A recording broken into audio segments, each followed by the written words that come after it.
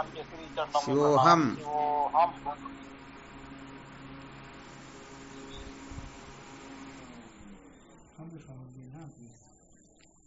शिवोहम। शिवोहम। शिवोहम। श्री गुरु चरणों में साक्षात दंडवत प्रणाम। प्रणाम गुरुदेव। शिवोहम। श्री गुरुदेव को चरणों में साष्टांग दंडवत प्रणाम। शिवोहम दाता।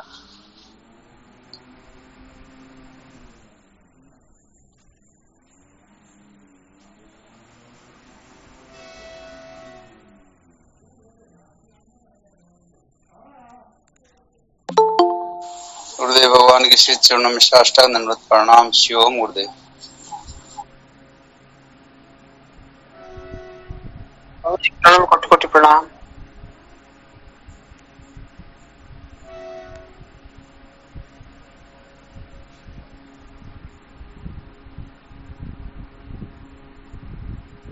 क्या विषय चल रहा था अपना? संसार को बनाए रखकर कभी भी सत्य का साक्षात्कार नहीं हो सकता।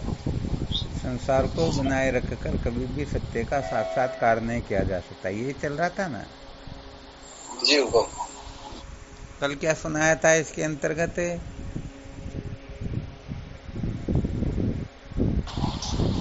शुद्ध और शुद्ध का अंतःकरण की शुद्धि और अशुद्धि, यही चल रहा था ना।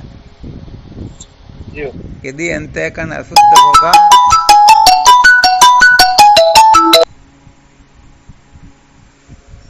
अंतःकरण अशुद्ध होगा तो ये केवल मात्र संसार को ग्रहण करेगा, संसार को महत्व देगा।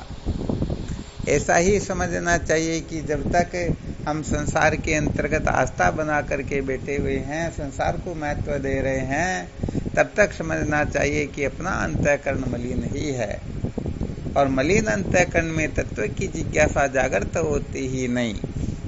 संत महापुरुषों के प्रति श्रद्धा जो कमजोर होती है, न्यून होती है अथवा होती ही नहीं है, तो समझना चाहिए कि उनकी संसार के प्रति बहुत ही अधिक आस्था है। और जिनकी सचमुच में सच्ची श्रद्धा है तो समझ लेना चाहिए सचमुच में वह शुद्धांतःकरण वाले हैं। ये अंतःकरण की शुद्धि अशुद्धि पर ही निर्भर करता है। आ गया समझ में?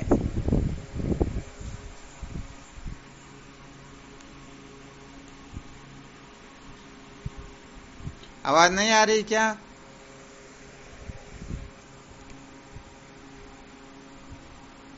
शिवोहम। शिवोहम। आवाज नहीं आ रही क्या? अरे बीच में नहीं आई थी महाराज, अब आ रही है।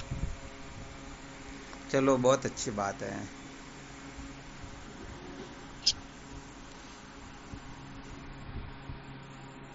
आवाज आई तो क्या सुना बताओ, देखें पता तो चले किनको क्या आवाज आई।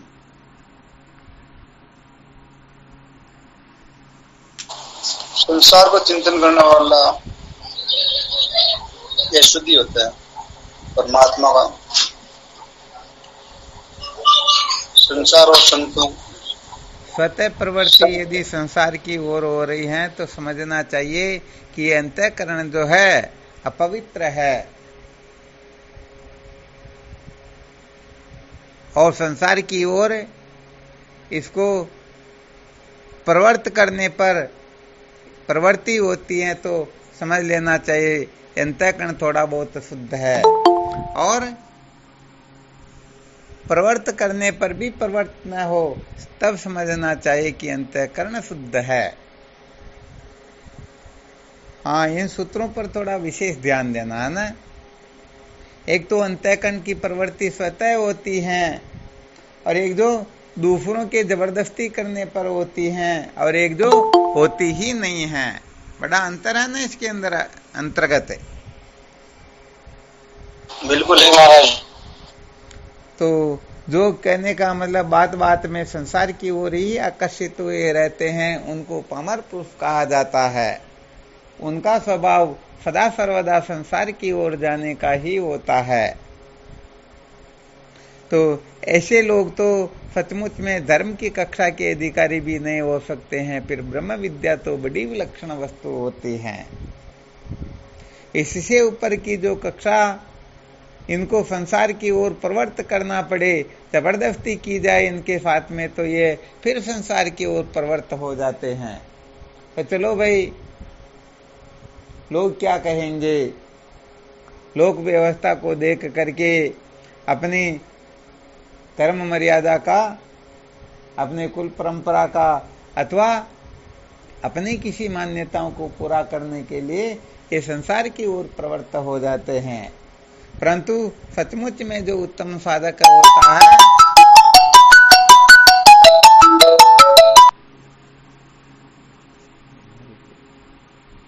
उसको संसार की ओर प्रवृत्त करने पर भी वह प्रवृत्त नहीं होता है।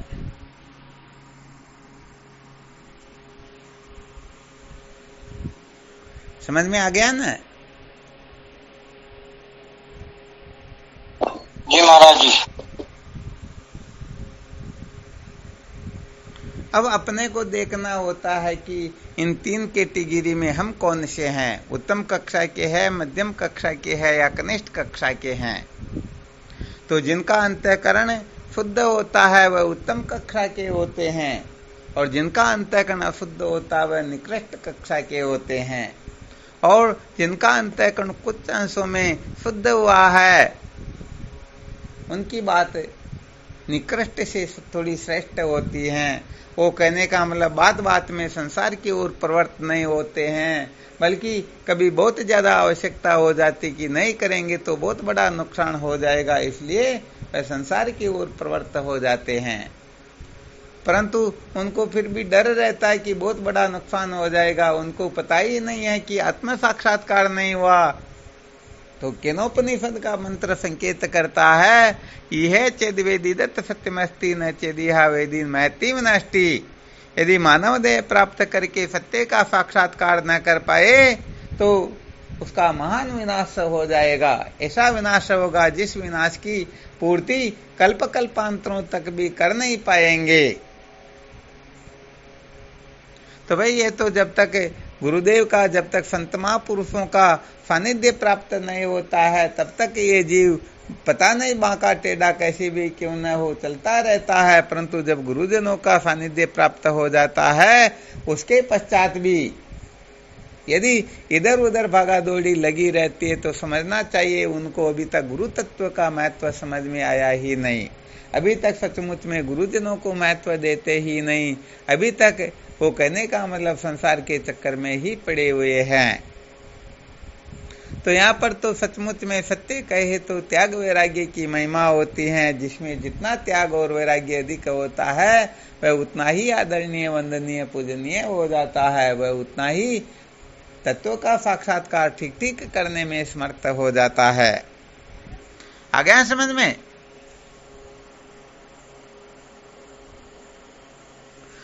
जी महाराज जी। हाँ, यहाँ पर तो कहने का मतलब यह है, जब तक हम सचमुच में संसार को दुख रूप नहीं समझ लेते हैं तब तक इस ओर प्रवृत्ति सचमुच में होती ही नहीं।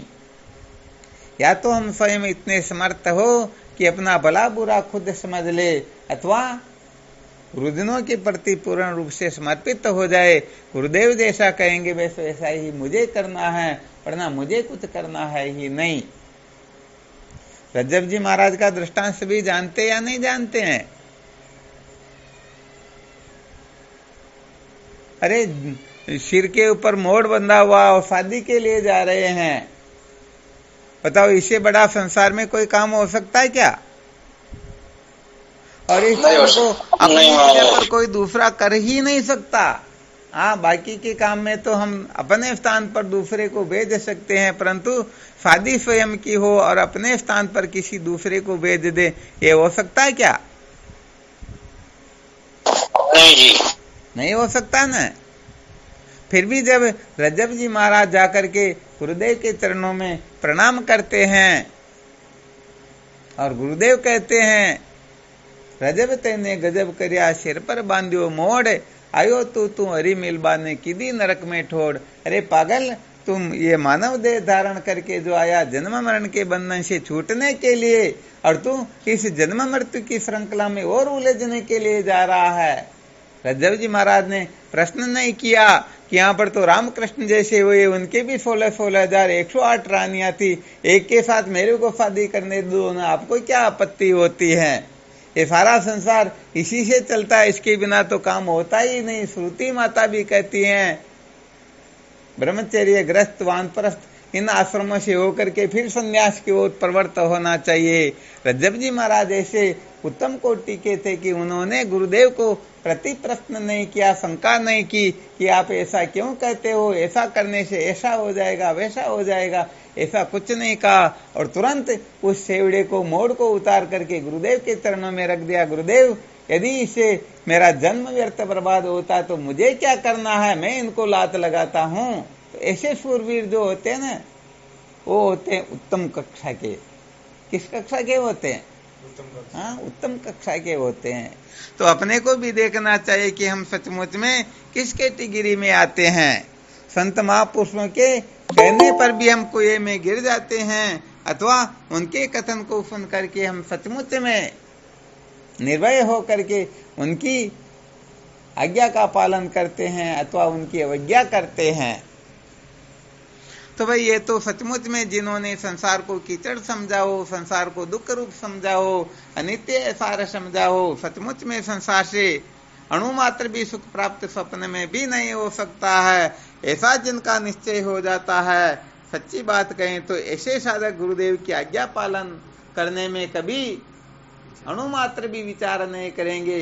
गुरुदेव आदेश दे दे ऐसा नहीं करना तो वो पैर उठा करके भी आगे नहीं रखेंगे। और यदि ऐसी निष्ठा नहीं है तो सचमुच में वो तो इधर से उधर उधर से इधर भटकते ही रहेंगे, क्योंकि उनको संसार को राजी रखने का ठेका जो मिला हुआ है यही होता ना संसार के अंतर्गत।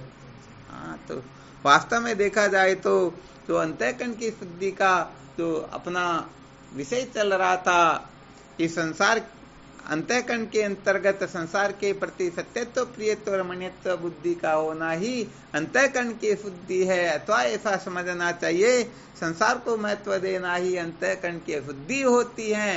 यदि हम संसार को किसी भी प्रकार से महत्व दे रहे हैं, हाँ भले निषिद्ध को छोड़ दीजिए विहित के रूप में दे रहे हैं, फिर भी निश्चित रूप से हम संसारी ही है, क्योंकि इस लोक के भोग पदार्थ तो नहीं चाहते, परंतु स्वर्ग के भोगों के पीछे तो पावड़े हो रहे हैं ना। हम इस प्रकार से विधि कर्म करेंगे, शास्त्र की मर्यादा में रह करके करेंगे तो हमको स्वर्गादि लोकों की प्राप्ति होगी, वहां दिव्य भोग भोगने को मिलेंगे, वहां स्वर्ग में अप्सराएं मिलेगी। ऐसे अंट संट कल्पना करके तो लोग यहाँ उलझे रहते हैं, वरना सचमुच में सत्य कहा जाए तो ब्रह्म विचार के सामने क्या सारा कतरा ही तो है। परंतु हम कहने का मतलब भीतर से महत्व दे करके इसीलिए बैठे रहते हैं कि थोड़ा कष्ट उठा लेंगे, संसार के भोगों से थोड़ी देर विरक्त रह लेंगे तो अपने को स्वर्ग में बड़े बड़े दिव्य भोग भोगने को मिलेंगे, बड़ा गड़बड़ घोटाला हो जाता है। ये अंतःकरण की शुद्धि की पहचान होती ही नहीं। होती है क्या? नहीं होती। हाँ, नहीं होती। इसलिए भाई वास्तव में अच्छी तरह से देख लेना चाहिए। कल यही निर्णय निकला था अंत में, सुनाते सुनाते, अंतःकरण यदि शुद्ध का चिंतन करे तो अंतःकरण शुद्ध कहलाता है, और अशुद्ध का चिंतन करे तो अंतःकरण क्या होता? अशुद्ध होता है। यहाँ पर अशुद्ध का अर्थ बताया मिलावटी और शुद्ध का अर्थ बताया मिलावट से रहित। तो परमात्मा तत्व ही एक ऐसा तत्व है जिसमें किसी भी प्रकार की मिलावट है ही नहीं। बताओ उसमें द्वैत है क्या?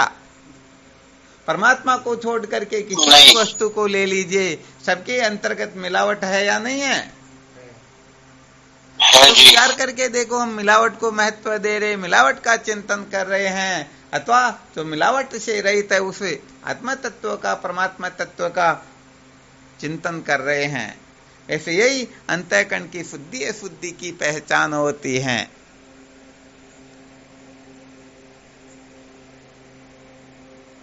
इसमें तो साधकों को शायद ज्यादा समझने के लिए बुद्धि नहीं लगानी पड़ेगी, क्योंकि ये तो बिल्कुल सीधी और सरल बात, यहाँ पर कोई दांव पेच तो है ही नहीं।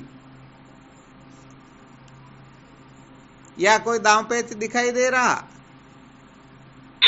नहीं है गुरुदेव, कुछ भी दाव पेश नहीं है बिल्कुल इसके। भी नहीं है ना। कुल मिलाकर के नहीं है संसार गुरुदेव। का चिंतन करो और अंतःकरण को मलिन बनाओ, परमात्मा का चिंतन करो और अंतःकरण को शुद्ध करो, बात इतनी सी है। अब हम जय हो इसमें आप। स्वतंत्र है, हमारी मर्जी है, हम जो चाहे जो कर सकते हैं, हमारे ऊपर किसी का दबाव नहीं होता, जबरदस्ती नहीं होती है। हम जैसा चाहते हैं वैसा करने में पूर्ण रूप से स्वतंत्र है।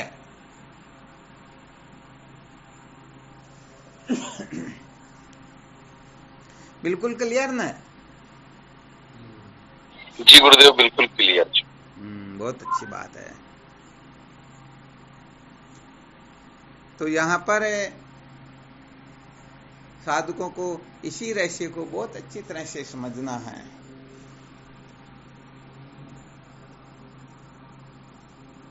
क्या करना है? इस रहस्य को अच्छी तरह से समझना है गुरुदेव जी। हाँ, बहुत अच्छी तरह से समझना।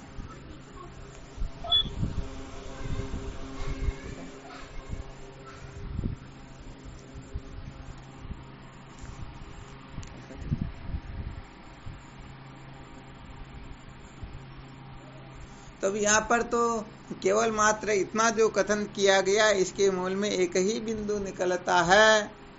जो जन्मरणादिक संसार से सदा सदा के लिए मुक्त होना चाहता है, वही अंतःकरण की शुद्धि की ओर ध्यान देगा। और जिनको जन्मरणादिक संसार में ही भटकना है, बताओ वह अंतःकरण की शुद्धि का ख्याल करेगा क्या? नहीं करेगा गुरुदेव। अंतःकरण की शुद्धि के बारे में कुछ भी विचार करेगा क्या?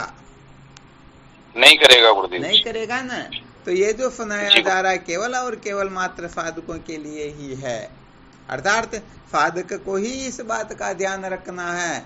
बाकी जो संसार के लोग हैं, हम चाहे कि नहीं ये संसार के लोग तो ध्यान नहीं रखते, हम क्यों रखे?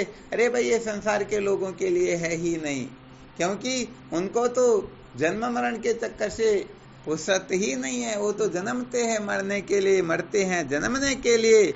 इसलिए साधकों का ये विशेष प्रकार का,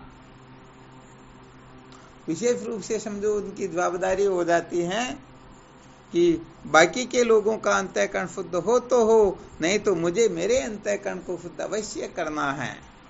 क्या करना है? और अपने जो अंतःकरण को शुद्ध ऐसा करना। निश्चय कर लेता है तो सदा सर्वदा हर हालत के अंतर्गत वह संसार के चिंतन का त्याग करने का ही, हाँ बिल्कुल, वास्तव में देखा जाए तो हम परम रूप से पूर्ण रूप से स्वतंत्र होते हैं। हमको कोई बांध नहीं सकता है।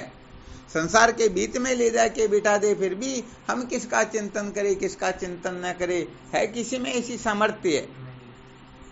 परंतु ये तो सच्ची बात ये होती है कि हम खुद ही बावड़े होते हैं। हम ही संसार को इतना महत्व दे देते हैं कि अपने में वो जो सामर्थ्य होते हैं ना, वो सामर्थ्य नष्ट हो जाती है। हम इतने पावरफुल है कि समस्त विश्व को एक तरफ कर सकते हैं, परंतु अपने में वो सामर्थ्य गायब हो जाती और हम स्वयं संसार के गुलाम बन जाते और उनके बिना रह सकते ही नहीं। यही होता है ना। तो हाँ, बहुत बड़ी कमजोरी होती है। इसलिए संसार को महत्व दे करके अंत में रोने पछताने के सिवाय कुछ भी प्राप्त होने वाला है ही नहीं। अरे इतनी उम्र हो चुकी, पूरा जीवन हो गया इनको महत्व देते हुए, परंतु अभी तक बात समझ में आई ही नहीं कि वास्तव में इनको महत्व दे करके हम कृतार्थ हो सकते ही नहीं। पता नहीं, शायद मृत्यु के अंतिम समय में समझ में आए तो, वरना शायद ये भी बड़ी मुश्किल की बात होती है। वैसे देखा जाए तो ये संसार की लीला ऐसी ही होती, माया होती ही ऐसी खतरनाक कि ऐसे जीव को उलझा देती है कि वो खुद ही नहीं समझ पाता है। हाँ, बड़ी खतरनाक होती। मम माया दुरत्या है अर्जुन, ये मेरी जो माया है ये बड़ी दुस्तर है। हाँ, इनको कोई समझ पाते ही नहीं। तो ये माया कहने का मतलब जीवों को ऐसे नाच नचाती रहती हैं कि ये किस समय पता नहीं कौन सा रूप धारण करता है। हाँ, बिल्कुल सत्य बात है।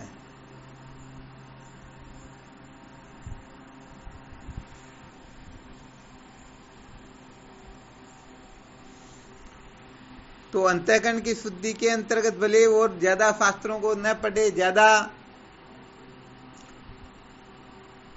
खोज न करे तो भी चल जाएगा ना।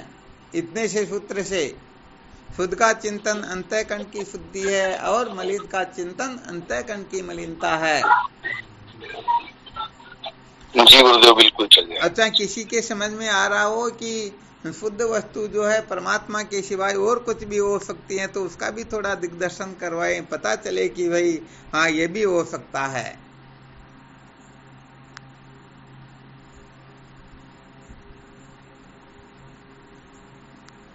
ऐसा कुछ लग रहा है क्या? हाँ स्वामी। हाँ बोलो देखें। परमात्मा और गुरु तो एक ही है गुरुदेव। हाँ बिल्कुल सत्य बात है। परमात्मा शुद्ध है तो गुरु भी शुद्धि है।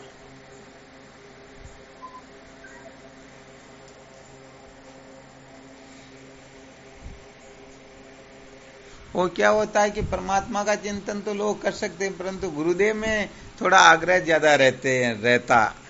वो जानते कि गुरुदेव तो खाते पीते उठते बैठते चलते फिरते, कभी हमारी बात मानते कभी नहीं मानते, कभी डांट फटका लगाते, कभी क्या। परमात्मा तो कुछ भी नहीं लगाते, इसीलिए परमात्मा का चिंतन तो कर लेंगे, परंतु गुरुदेव के चिंतन में थोड़ी गड़बड़ होती है।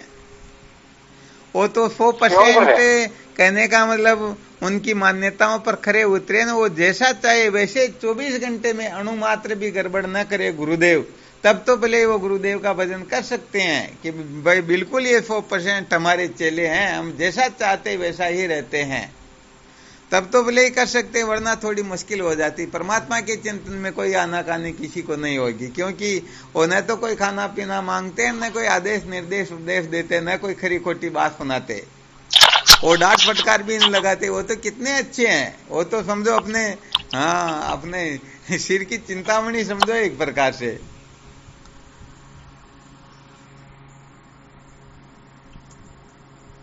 परंतु वास्तव में बात यही है, पेरूलाल जी महाराज ने जो बताया ना, गुरुदेव का चिंतन ही अंतःकरण की शुद्धि होती है, गुरुदेव को महत्व देना ही अंतःकरण की शुद्धि है। यदि कोई गुरुदेव से अणुमात्र भी अधिक महत्व किसी को दे रहा अथवा उनके सामने अणुमात्र भी किसी को महत्व दे रहा, तो समझो अभी तक वह शुद्धांतःकरण वाला है ही नहीं। ये फॉर्मूला तो हम स्वयं ही तो प्राप्त कर सकते हैं, स्वयं ही इस फॉर्मूले को नष्ट कर सकते हैं।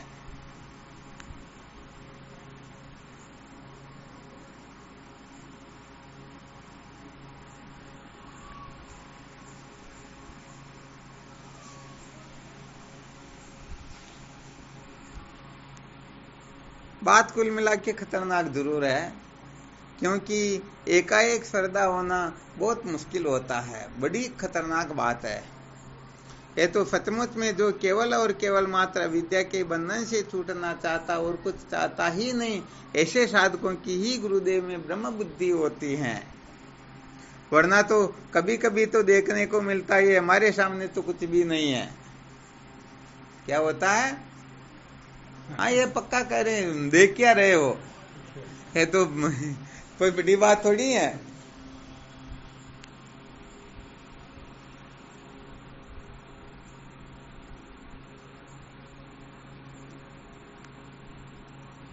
इतनी सरल होती तो गुरुदेव हर कोई हो जाता। हाँ बिल्कुल सत्य वचन। थोड़ी टेढ़ी है जो ही तो हर कोई बस की बात नहीं, हर किसी के बस की बात नहीं रहती है।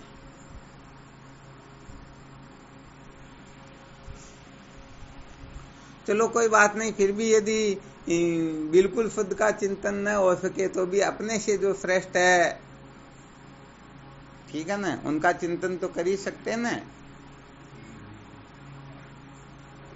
उनका चिंतन भी अंतःकरण की शुद्धि के अंतर्गत ही तो आ जाएगा। पूर्ण रूप से तो शुद्ध तभी माना जाएगा जब शुद्ध का चिंतन किया जाएगा, क्योंकि उसमें किसी भी प्रकार का मिलावटपना है ही नहीं। ईश्वर का भी चिंतन करोगे तो भी उसमें माया की मिलावट है, जीव का चिंतन करोगे उसमें अविद्या की मिलावट है, और किसी भी वस्तु का चिंतन करोगे तो उसमें 5 तत्व की मिलावट तो है ही है।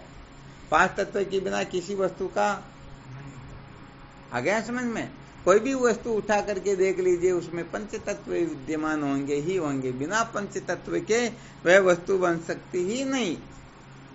इसलिए केवल मात्र निर्गुण निराकार तत्व का चिंतन ही,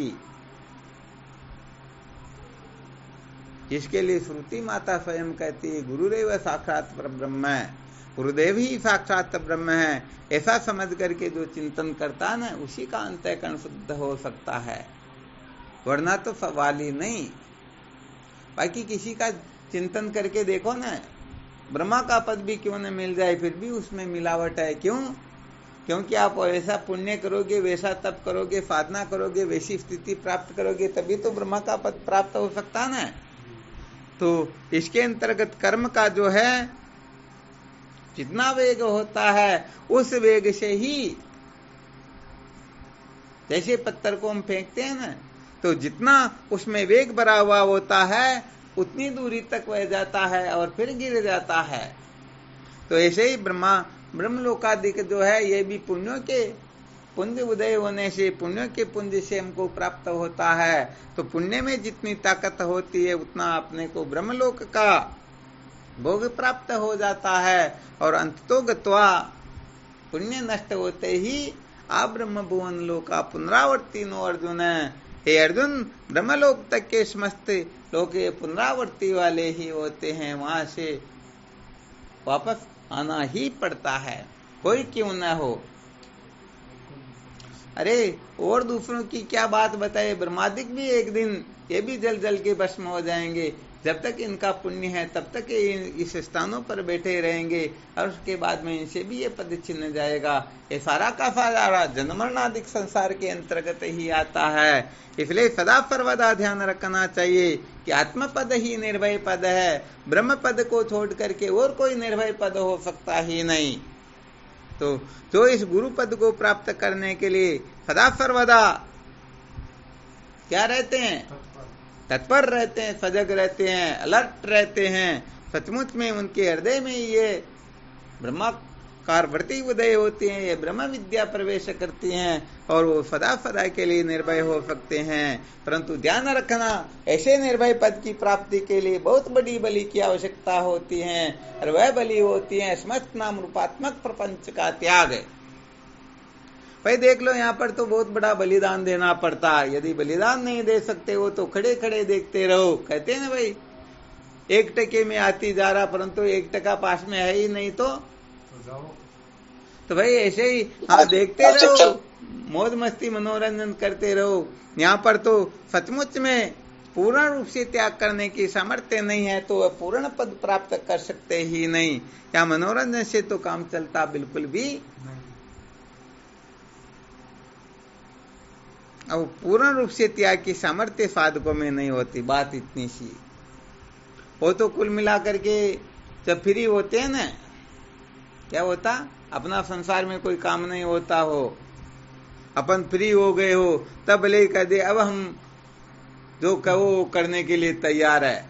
और यदि कोई काम आया हुआ है तो फिर अब तुम छूटो तो छूटो, हमारे को क्या, हमको तो ये करना है ना। तो महत्वपूर्ण कौन हुआ, संसार ही हुआ ना।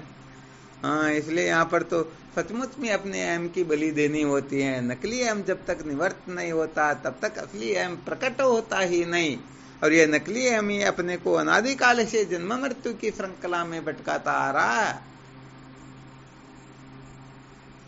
अभी कह देंगे तो शायद आज तो बहुत सारे खड़ा कर देंगे कि हम पूर्ण रूप से तैयार है, परंतु परीक्षा लेते हैं तो शायद थोड़ा गड़बड़ घोटाला जरूर हो जाता।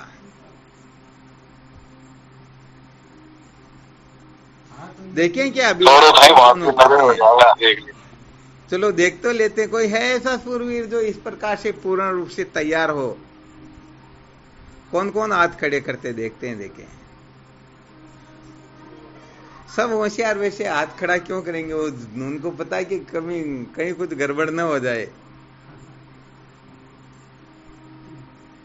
कोई हाथ खड़ा नहीं करे, इसका मतलब पूर्ण रूप से मुक्ति नहीं चाहते। जितना काम चल जाए ना उतना जरूर चाहते हैं कि भाई चलो। अब कुल मिला के सबसे पहली बात तो संसार नहीं बिगड़ना चाहिए। संसार के लोग अपने को भला बुरा नहीं कहना चाहिए। संसार के लोगों की दृष्टि हम दृष्टि में हम बिल्कुल पूर्ण रूप से खरे उतरे। गुरुजनों की दृष्टि के लिए तो कोई चिंता नहीं, जब भी चाहेंगे इनको मना लेंगे, राजी कर लेंगे, ऐसा वैसा कर लेंगे, परंतु बड़ा गड़बड़ घोटाला ही है, सचमुच में कोई फायदा होने वाला नहीं है। तो चलो आज तो एक ने भी हाथ खड़ा नहीं किया, ऐसा कोई सूरवीर निकला ही नहीं कि वो कहे कि वे मैं तैयार हूं। अरे भाई रमेश ने हाथ उठाया, क्या बात है? या नहीं बाहर कौन, रमेश ही है या कोई और? जी स्वामी जी। हाँ मैं भी सोच रहा हूँ आज दूसरी आईडी से किया तो शायद आप ही हो सकते, क्योंकि आप जुड़े नहीं हो और आईडी दूसरी, तो फिर यही अंदाजा लगाया था। बस रमेश जी के साथ होने वाला कोई नहीं हो रहा है ना?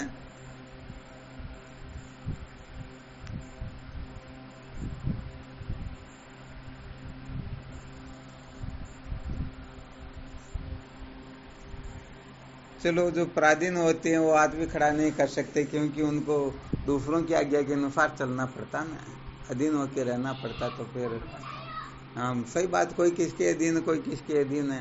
जो स्वतंत्र होता है, किसी का गुलाम नहीं होता, वो तैयार होता है कि मैं तैयार हूँ, वरना किसी को किसी से सर्टिफिकेट लेना होता, उनसे ऑर्डर लेना होता, वरना तो हाँ कैसे करे। तो हम आदेश वैसे भी यहाँ नहीं तो नहीं। हाँ बिल्कुल सही है।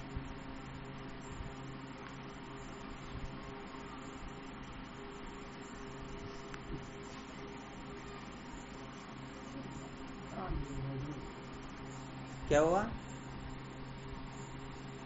प्राचीन भोजन पूरा जब देवे जब खाए। ठीक बात है। प्राचीन में तो भोजन जो है प्राचीन का अधीन हो जाओ, भोजन तो जब देवे जब खाए। क्या बात है? परमानंद धन से कैसे राम बचाए। बिल्कुल सत्य वचन। महाराज ये भी रिक्रूटी काट रहे हैं, ट्रेनिंग कर रहे हैं, और जो जैसे फौजी शपथ लेता है ना, जो रिक्रूटी पूरी हो गई उसमें शपथ लेने की कोशिश करेंगे। कोई बात नहीं, बहुत बहुत धन्यवाद। फिर भी वैसे देखा जाए तो गति तो सबकी उसी तरफ है, परंतु होता क्या है कि जो अपनी शक्ति सामर्थ्य को जितना पहचान जाता है ना, उतने ही अंशों में वह साधक जिज्ञासु हो जाता है। वास्तव में हमारे में इतनी सामर्थ्य है कि हम अनंत कोटि ब्रह्मांड को फूंक दे करके उड़ा सकते हैं, परंतु हम जानते हैं कि हमारे में इतनी सामर्थ्य है ही नहीं, हम तो एक कागज को भी नहीं उड़ा सकते, तो फिर वो रोएंगे ना। फीका भूखा कोई नहीं, सबकी गटड़ी लाल, खोल गांठ नहीं देखते, इसविद फिरे कंगाल। तो वास्तव में हम अपनी सत्ता को समझ नहीं पा रहे हैं ना, इसीलिए ये गड़बड़ हो रही। अपनी सत्ता को समझ ले तो ये गड़बड़ तो एक क्षण में चुटकी बजाए इतनी देर में गायब हो जाती। हम बिल्कुल अपना बुद्धि नहीं मानेंगे तो हो सकता है सब कुछ है सब, कुल मिलाकर सिद्धांत पर ऐसा ही है। बैठे हुए हैं शरीर में, इंद्रियों में, प्राणों में, मन में, बुद्धि में, संसार में, नाते रिश्तों के पीछे इतने पागल हो रहे हैं कि अपने को इनके सिवाय कुछ सूझता ही नहीं है। 24 घंटे दिमाग में यही घूमता रहता है।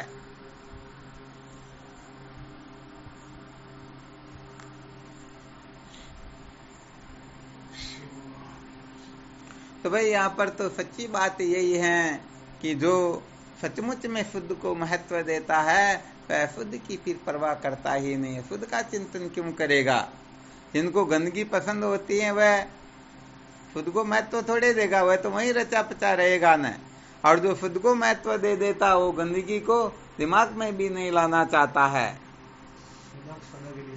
हाँ बिल्कुल, विचार करके देख लो, गंदगी का थोड़ा बहुत भी मन में ख्याल आ जाता तो उसी समय कुल्ला वगैरह हाथ धोते हैं या नहीं धोते हैं? टॉयलेट में जाते हैं, बाहर निकलते तो भी देख लो, इसका यही तो फॉर्मूला है। तो हम सचमुच में गंदगी को, परंतु बात इतनी सी, केवल थोड़ी जगह हम गंदगी को गंदगी समझ रहे, बाकी गंदगी भी ऐसी की ऐसी है, परंतु उसको हम पवित्र समझ रहे। बस गड़बड़ियां हो रही हैं यहाँ पर।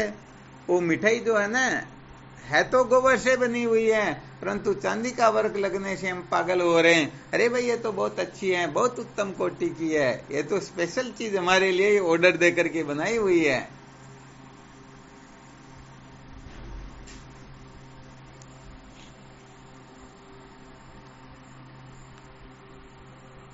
सुनिए महाराज जी, जैसे किसी को डायबिटीज है, उसको पता है कि मेरे शक्कर नुकसान करेगी, फिर भी वो मन के मारे उसको देख गुलाब जामुन देख लिया तो फिर वो रह नहीं पाएगा। हाँ, वास्तविकता यही है।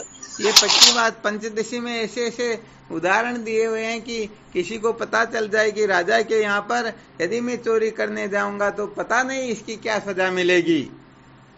राजा की जो रानी उसके ऊपर दृष्टि करूंगा तो पता नहीं मेरी क्या हालत होगी, परंतु फिर भी राज आता नहीं ना, करे क्या।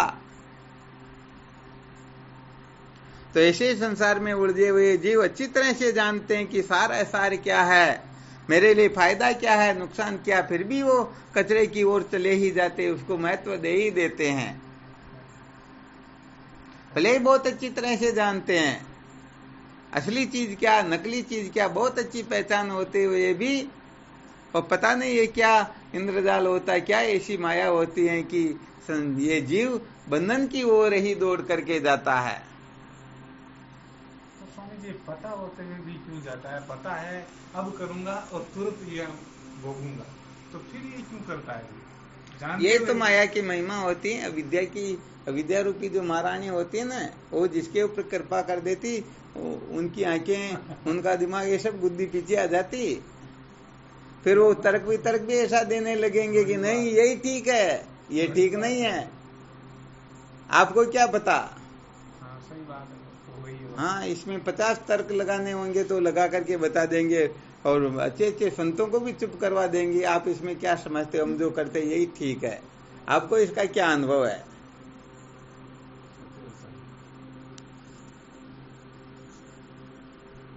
तो भाई सच्ची बात तो यह है कि जो सचमुच में अविद्या के बंधन से मुक्त होना चाहता है वह वास्तव में संसार को महत्व देता ही नहीं, वह संसार की ओर प्रवृत्त होता तो समझो जैसे कोई उसे बांधकर घसीट करके ले जा रहे हो, उनकी स्व इच्छा से, बड़ी प्रसन्नता से पागल होके नहीं जाता, बल्कि कोई घसीट करके दुखी करके फिर उनको संसार के कचरे में ले जा रहे हो, वैसे वो चला जाएगा। परंतु और फिर भी उनको अपात्रमण्य की स्थिति में ही उनका संग करेगा, उनको भोगेगा, उनकी ओर प्रवृत्त होगा। अब विचार करके देखो, हम संसार के इन कचरों को अपात्रमण्य समझते हैं या नहीं समझते हैं?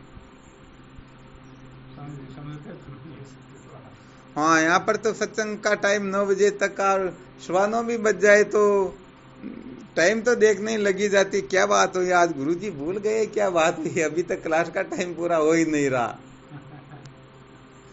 वरना संसार की ओर जाना हो तो कोई घड़ी नहीं देखेंगे, क्योंकि अनादिकाल का स्वभाव बैठा हुआ है।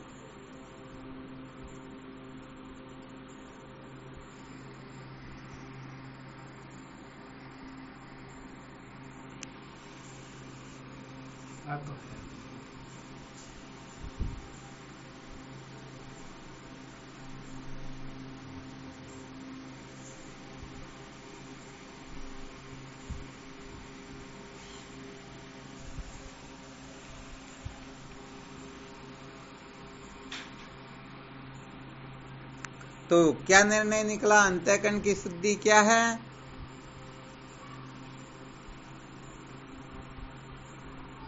गुरुदेव का चिंतन ही अंतःकरण की शुद्धि। गुरुदेव बहुत बहुत धन्यवाद है।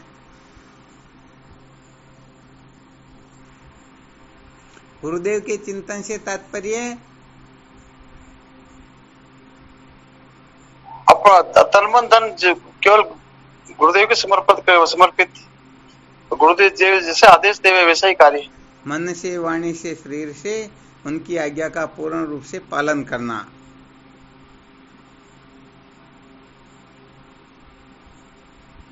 अथवा मन, वाणी, शरीर को भी कचरा समझ लेना।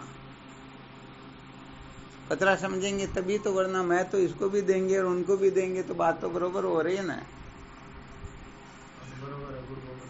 हाँ, बादशाह ने बीरबल को पूछ लिया, तेरी और मेरी डाडी में एक साथ आग लग जाए तू क्या करेगा?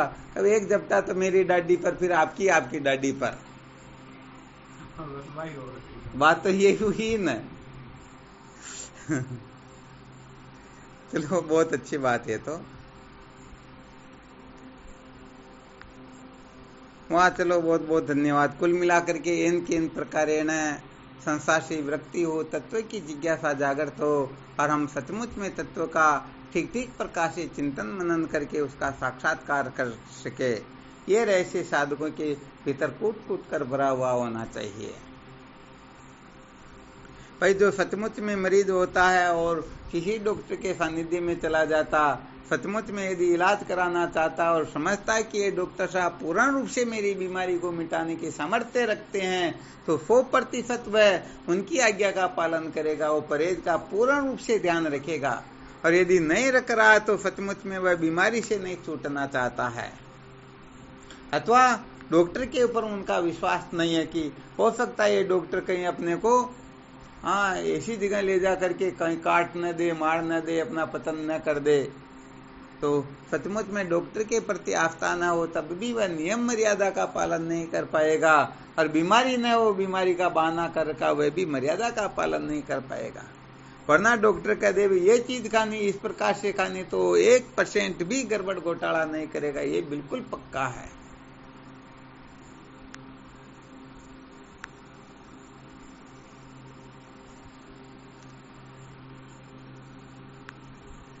तो चलो कोई बात नहीं, साधकों को 1 महीने में 1 दिन का अभ्यास तो करना ही चाहिए कि 1 दिन के लिए तुम्हें पूर्ण रूप से गुरुदेव की आज्ञा का पालन करूंगा।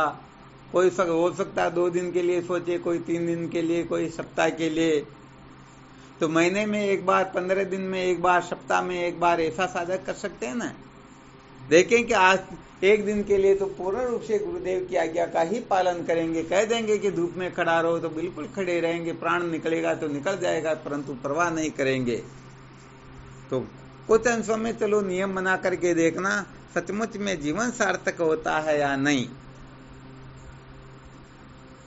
तो धीरे धीरे के टपक भी सके हैं, तो धीरे धीरे के मजबूत भी हो सके। देखो युक्ति तो बता रहे हैं, फिर साधक जाने, साधक का काम जाने, और क्या।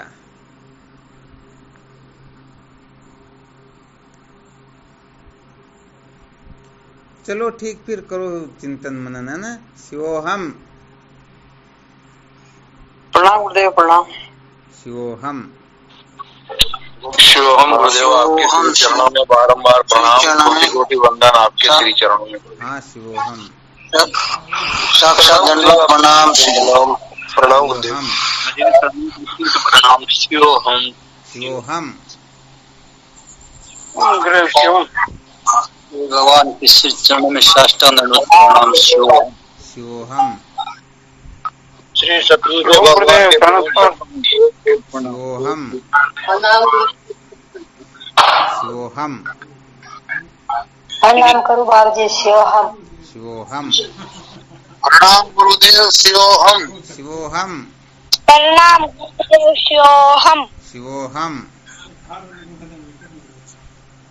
शिवोहम गुरुदेव। गुरुदेव भगवान, हाँ शिवोहम। गुरुदेव भगवान के श्री चरणों में प्रणाम। शिवोहम।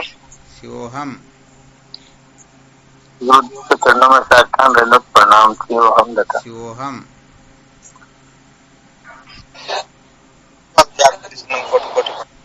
शिवोहम। सतगुरुदेव के चरणों में कोटि कोटि प्रणाम। हाँ शिवोहम।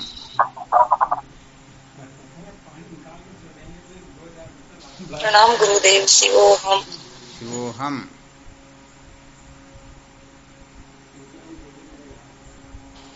कोटि कोटि प्रणाम स्वामी जी, आपके श्री चरणों में। शिवोहम। प्रणाम गुरुदेव, आपके श्री चरणों में। शिवोहम।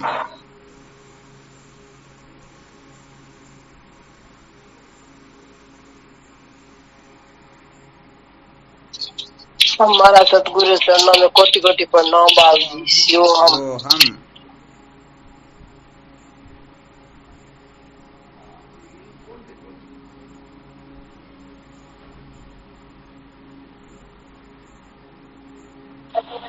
शिवोहम गुरुदेव, आपके श्री चरणों में बारंबार प्रणाम, कोटि कोटि वंदन आपके श्री चरणों में।